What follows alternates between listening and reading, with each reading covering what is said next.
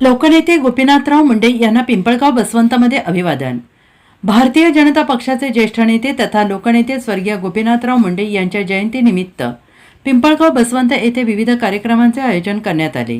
प्रारंभी पिंपळगाव बसवंत नगर परिषद येथे नगराध्यक्ष, उपनगराध्यक्ष, नगरसेवक आणि मान्यवरांच्या हस्ते गोपीनाथराव मुंडे यांच्या प्रतिमेला पुष्पहार अर्पण करून अभिवादन करण्यात आले।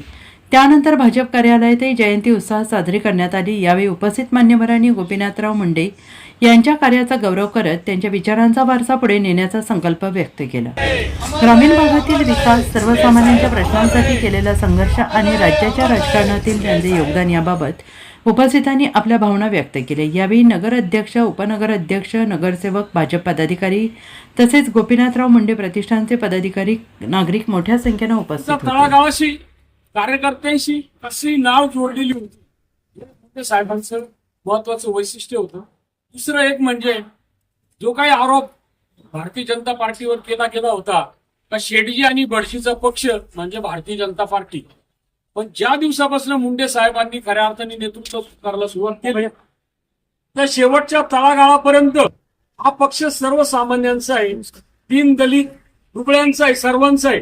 हे त्यांनी त्यांच्या कर्तृत्वातनं आणि पक्षवाढीमधनं करून दाखवलं।